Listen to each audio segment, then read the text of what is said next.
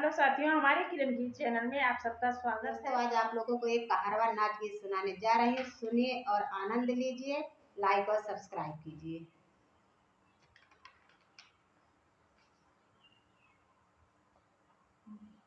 कैसे होए ससुरे में गुजारा ए सखी, कैसे होए ससुरे में गुजारा ए सखी, पिया जोगिया के भेष में निराला ए सखी, पिया जोगिया के भेष में निराला ए सखी, पिया जोगिया के भेष में निराला ए सखी, नैहर में रहते तो अम्मा जी से कहते हो, नैहर में रहे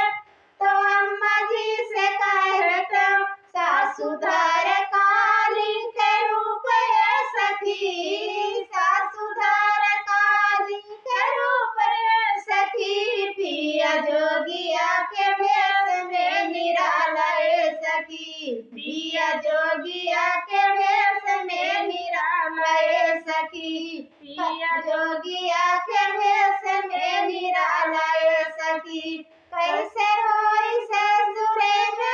ए सखी, कैसे होई ससुरे में गुजारा ए सखी, पिया जोगिया के भेष में निराला ए सखी, पिया जोगिया के भेष में निराला ए सखी, ए निराला ए सखी, हे निराला ए सखी, हे निराला ए सखी, हो निराला ए सखी, पिया जोगिया के भेष में निराला ए सखी, पिया जोगिया के भेष में निराला ए सखी, नैहर ससुरे नैहर में रहते हो तो भाभी जी से कहते हो, नैहर में रहते हो तो भाभी जी से कहते हो, जेठनी धर चंडिका के रूप ए सखी, जेठनी धर चंडिका के रूप ए सखी, पिया जोगिया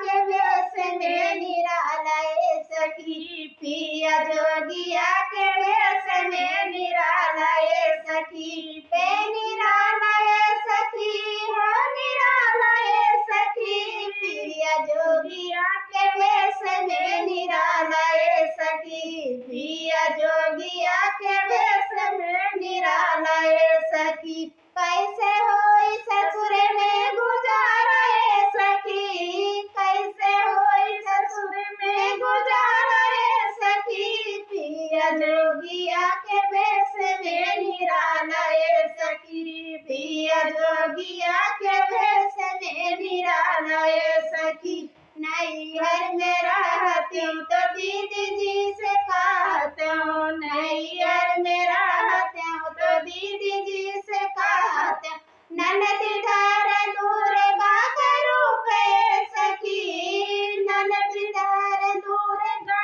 के रूप ए सखी, पिया जोगिया के भेष में निराला ए सखी, पिया जोगिया के भेष में निराला ए सखी, हे निराला ए सखी, हे निराला ए सखी, पिया जोगिया के भेष में निराला ए सखी, पिया जोगिया के भेष में निराला ए सखी, कैसे होई ससुरे में गुजारा ए सखी, कैसे होई ससुरे में गुजारा ए सखी, पिया जोगिया के भेष में निराला ए सखी, पिया जोगिया के भेष में निराला ए सखी, ए निराला ए सखी, हो निराला ए सखी, हे निराला ए सखी, हो निराला ए सखी, पिया जोगिया